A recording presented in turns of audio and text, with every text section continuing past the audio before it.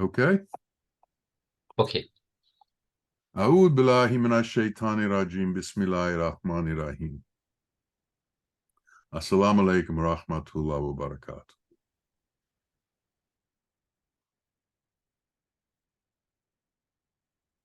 There is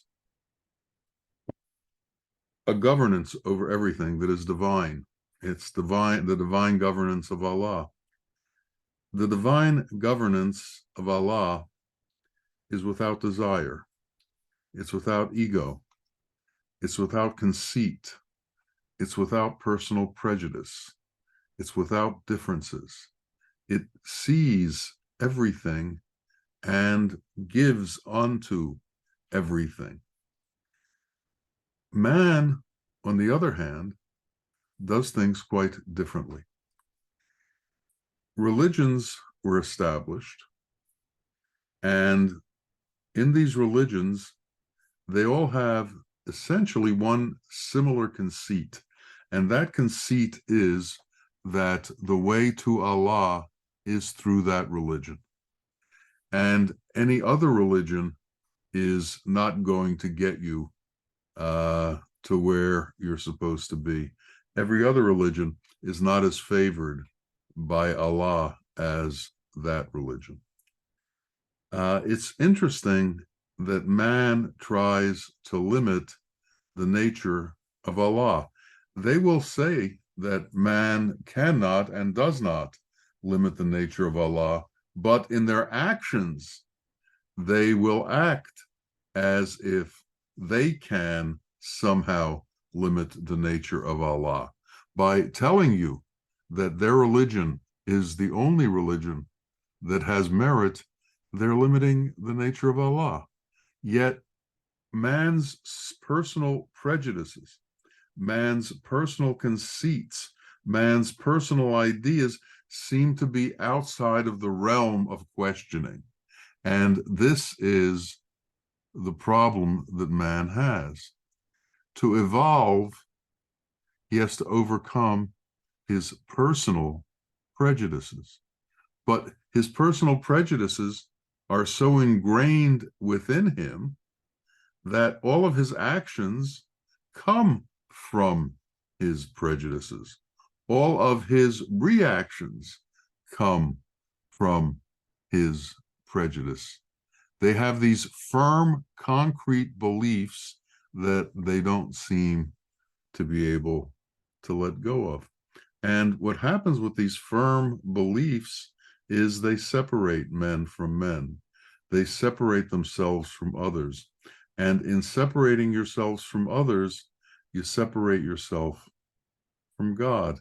And this limits the ability to enter into God's qualities. This limits the ability to become universal, and it limits the ability to enter into unity. As soon as there are differences, there is duality. God is one, and man's actions are actions of duality. And we, each of us, needs to consider that. Is the way that we are acting separating ourselves off from the rest of humanity or from portions of humanity? Or do we have an inclusivity in the way that we see things wherein we can accept everything and not differentiate? Allah doesn't differentiate. Wisdom doesn't differentiate. Can we enter into a state where we don't differentiate, where we see it all as one? Until we see it all as one, then we don't truly understand the nature of unity. We see everything as duplicity or duality. Somehow, this has to be done away with. And when that's done away with, then we can become an aid to all.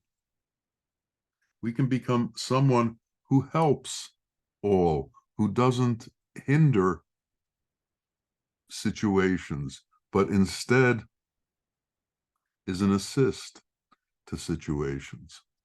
You know, we all run into situations where we can help. Some people remove themselves from helping and spend their time in prayer. If you can't bring your action into assisting others, of what use is your prayer? Of what use is your segregating yourself into a quiet, separate space if you're not helping the rest of humanity? Allah is in constant aid to his creation. Allah is constantly sustaining and maintaining his creation, which means Allah is integrally involved with his creation at all time. And if he ever left that creation for an instant, that creation would disappear. So he maintains it, he sustains it.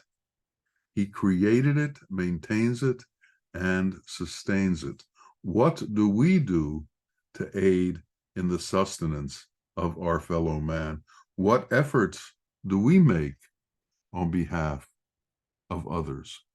Are we an assist, or are we a hindrance?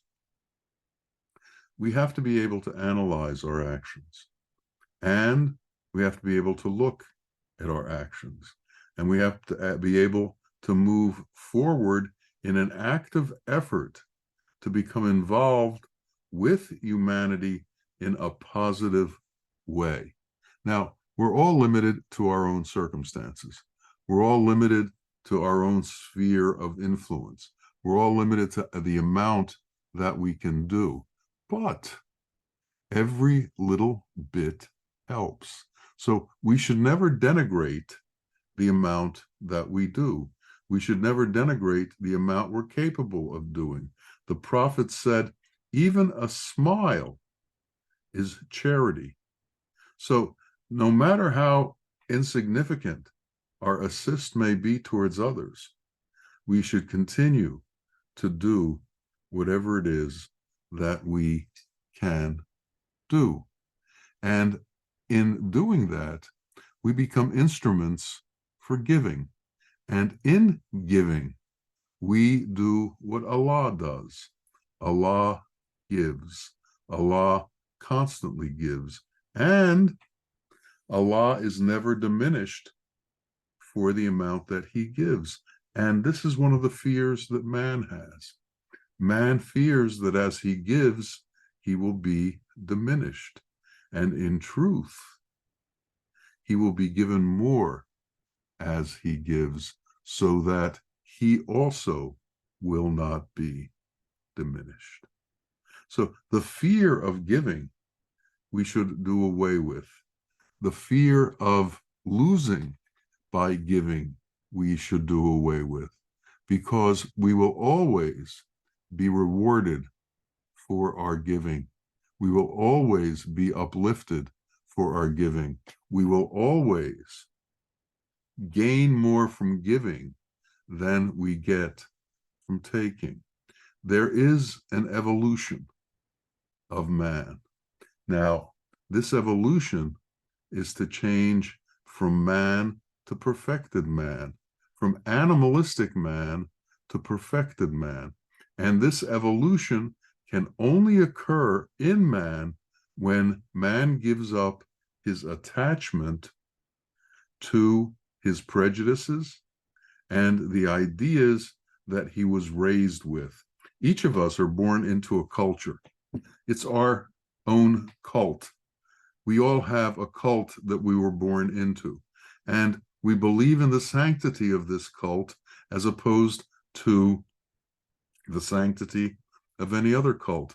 But in this world, there are thousands and thousands of different points of view, thousands of different ways of seeing things, and Allah is constantly manifesting in different ways and in different scenarios. And we need to understand that this is constantly going on. Yet man tries to draw a circle around God, as if they somehow can contain him and then put him in their pocket and carry him around with them. It's not possible. He is beyond our imagination. But what we can do is we can take on the qualities that are his and go through a metamorphosis. And this metamorphosis is the change from animal man to true man. And as we do that, as we become true man, then we merge into the reality which is one. And this needs to be understood. This reality needs to be understood. This merging needs to be understood. And a methodology for this merging needs to be understood. Now, if you get to a point where you don't know something, the smart thing to do is to go to someone who does know about it. When I first started working and practicing, I could have spent hours looking for things in books, or I could have gone to somebody who knew the answer and gotten it accomplished in a much quicker fashion. I learned quickly who knew what and who to ask. Well, when it comes to matters of divinity, we need to ask someone who's in touch with the divine. So we need to find a true sheikh of wisdom. And what Allah has done for humanity is he's sent prophets, and he's also sent sheikhs into the world who carry divinity and the understanding of divinity. And he's sent them so that man, you and I, could see in manifest form that which is formless. So we see the formless in manifest form, and a true sheikh is that. He is that formless nature of truth in manifest form so that we can relate to it, so that it's easier for us to set up a connection, so that it's easier for us to be able to sense with these senses that which these senses truly cannot comprehend. So we're given this interim step of comprehension. We're given this step of form that looks like form, but in truth is not form. It's other than form, but it's been manifested as form so that you, I, all of us can make the leap into formlessness using our senses. It's our senses. It's an interim step. And this interim step allows us to go towards that which is divine. So when we go look for the teacher, if we find the true teacher, and a true teacher has all of the positive divine qualities of our Creator, and he has the positive divine qualities of the prophets and the Rasuls. In order to be a true teacher, he has to have these qualities, or he's not a true teacher. But if we find one who is like that, if we're fortunate enough to be blessed to find one, and Allah shows to whom he wishes what he wishes, and accepts those whom he wishes to accept, and we can't question any of that. But if we've been brought into the presence of such a one, he is there for us to merge into. He is there for us to become at one with. And as you become at one with the sheikh then takes you and you become at one with Allah. This question of unity is something all of us have to consider and have to grapple with. This question of unity is something that all of us have to begin to understand. We have to understand that what we see is not reality, that what the eyes see and what the ears hear and what the senses touch is not reality. Allah has created for man a state of ecstasy, and this state of ecstasy is known as haq, is known as reality. But to get to that, you have to be able to bypass the apparent. You have to be able to bypass all of the things that you consider important in your life. You have to consider all of the things that you own, all of the things that you control, all of the things that you buy and sell and collect, all of the things that you trade, all of the things that you love within this world. There is another level of being, and we have to find this level of being. The Sufis say to die before death. And what that means is to understand the reality that you are heading to one way or another before you're forced into it. In other words, before your last day comes. To understand that reality while you're still breathing. To understand that reality while you're still within your body. And to do this, we have to establish certain parameters around ourselves. There has to be parameters in our conduct and parameters in our thinking. There has to be parameters in the way we approach others and in the way we act with others. There has to be parameters as to what we're allowed and what we are not allowed. We can't go towards God with anger. Anger doesn't get to God. Anger limits the ability to go to truth. We can't carry jealousy. We can't carry differences. God is in a state of unity with all of existence and with all that is. And if we don't carry that state of unity, we can't know that state of unity or enter into that state of unity. So we have to do away with all of our differences.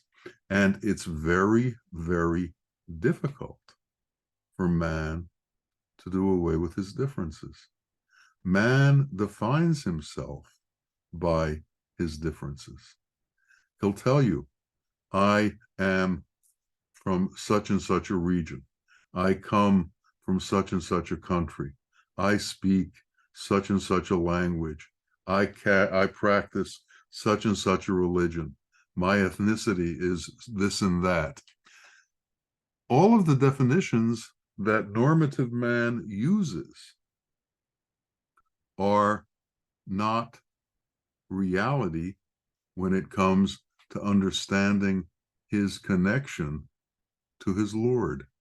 And as long as we hold on to these differences, we cannot enter into the oneness that is Allah. We say La ilaha illallah, only God exists. But if only God exists, that means everything else doesn't. And that means all of the things that we hold on to don't exist. Hell is suffering. Heaven is bliss. Hell is differences. Heaven is unity. As we understand unity, we understand bliss. As we maintain ourselves in differences, we force suffering onto ourself because it is not our natural state. It is not a real state. It is an illusory state. And peace is a godly state. Peace is a state where unity exists. And peace exists beyond that which is manifest. One of the reasons that there is so much turmoil in the world is that men keep coming along and promising utopia.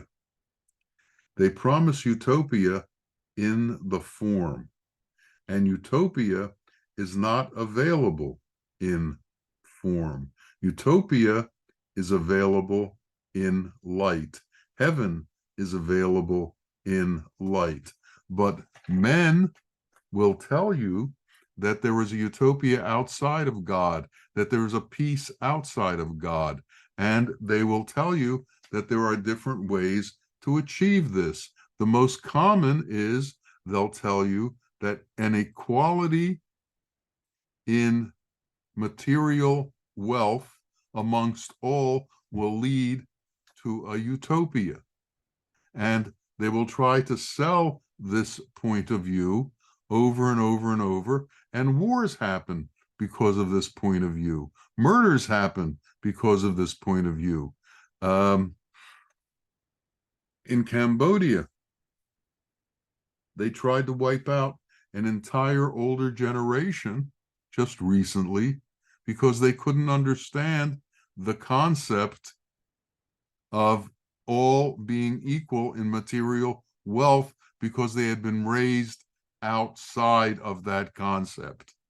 Now, there was some truth in that assumption, which is that you are tied to the prejudices that you were raised with. You are tied to the understandings that you were raised with, but where they were trying to take you was a lie. We need to be able to look at our existence in this world and find a place for peace for ourselves.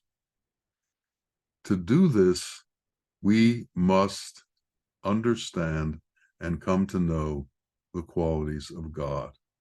To come to know and understand the qualities of God, we need examples of qualities of God.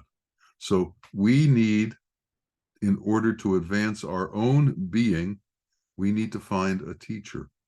We need to find a teacher who is a teacher of wisdom, who has wisdom, and who can convey that wisdom onto us. And in that process, we begin the evolution of our own being, the evolution of man to true man, of animal man to man as God intended man to be. Man has lost the focus of his purpose on earth. And now it appears that the focus of purpose has to do with wealth, has to do with fame, has to do with material things, has to do with form and the manipulation of form. In truth, man's evolution has to do with leaving the attachment to form and entering into the understanding of that formless state where man initially came from. In the world of souls, which is the world before this world, everything is a part of God. Everything came from God. Everything is a ray of God. Then that ray came into this world of form.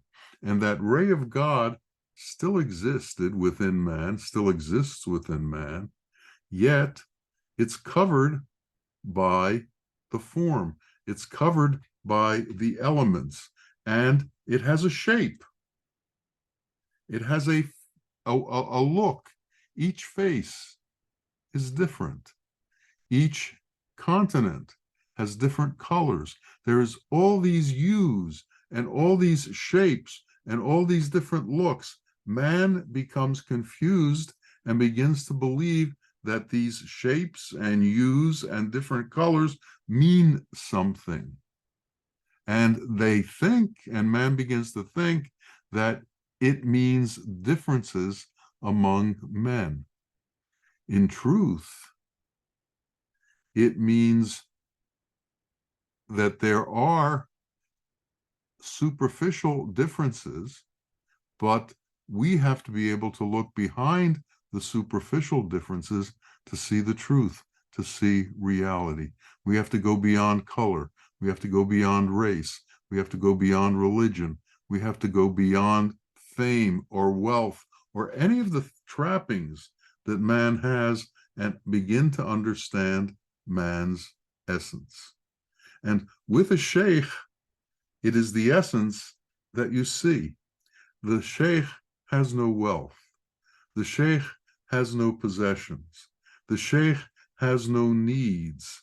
The sheikh is disconnected from illusion, and his purpose being here is to help, aid, and assist humanity. He does the same thing that God does. God maintains and sustains. The sheikh helps to bring forth truth in man so that man understands reality. Reality is the great gift that God has for us. But as long as we are tied to the form and tied to the pleasures of form and tied to the illusion of form, we can never know that gift of reality, because that gift of reality exists within the light.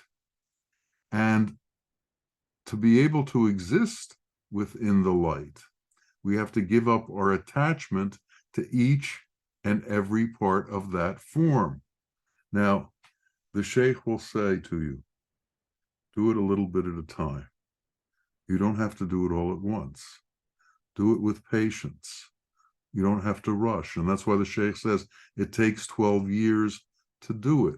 So you're given a span in order to come about this transformation, to come about this evolution. But we have to put forth effort. And we have to understand that that's our true goal. So as we set goals in the world, the truth is our goal has to be to understand the light. Our goal has to be to understand the formless. Our goal has to be to merge within the sheikh so that we can then merge within truth. So many people give up at that stage. So many people give up because they refuse to leave their differences. They refuse to leave what separates them from other men. They refuse to leave the egocentric self that says, I am great and I am greater than. This idea of unity, this idea of overall equality frightens man. But man doesn't understand that the true treasures in this existence are the qualities of Allah. Imagine, Allah's names are his essences. So Allah is Rahman and Rahim. He's known as Rahman and Rahim, mercy and compassion. And imagine Allah is willing to share mercy and compassion with man. So man is able to have the essence that God has. Imagine the ecstasy of being capable of sharing God's essence. Imagine the overwhelming, effulgent grace that comes from that, and how that is beyond anything of form, beyond any gem, beyond any material wealth, beyond any fame, beyond anything that you can have in this world. At that point, everything belongs to Allah when that merging occurs. But what happens is your tongue becomes his tongue. Your ears become his ears. Your smell becomes his smell. Your eyes become his eyes. You are intermingled with him, and you see what he sees. You touch what he touches. You understand what he understands, and you are elevated outside of illusion into reality, which is the great gift that is available to each and every one of us. But it's only available if we set our intention towards that. If we are willing to let go of the meager pleasures of this world. But alas, most men won't give up what they have. They won't give up that little bit that they hold on to. You know, a beggar may have 3 cents, and a king will have an entire kingdom. Do you think it's easier to take the 3 cents from a beggar than it is to take the kingdom from the king? It's the same. That portion within man that holds on to things, that grasps things, doesn't have to do with amount. It has to do with their circumstances. And they all hold on to their circumstances as the most precious things in the world. The only thing that's precious is our relationship with Allah. The only thing that holds true value is our relationship with Allah. The only thing that will get us out of the suffering of this world is the joy of knowing our Creator, the joy of knowing truth. And we have to set out on that journey, the journey to know truth. And that comes from integrating ourselves into mercy and compassion and love and kindness and being an assist to humanity, not harming anyone, staying away from having to ask for repentance, staying away from having to ask for forgiveness, being in that state where we do God's actions on behalf of God in this world, when we become his prince, and then we become the true surrogate that he meant us to be in this world, when each of us helps each other for God's sake, not for our own sake. One of the questions that we can ask ourselves as we move forward on this path is, are we doing this for ourselves, or are we doing this for Allah? Now, unfortunately, people confuse that also, because people are shouting all praises to God and go about killing other people. So there has to be an understanding that if love isn't involved, it isn't real. If mercy isn't involved, it isn't real. If compassion isn't involved, it isn't real. Reality has to have mercy and compassion in it. Reality has to have love in it. Otherwise, it's illusion, and it's our own prejudices that are creating situations. So we have to steer our focus towards mercy, compassion, and love.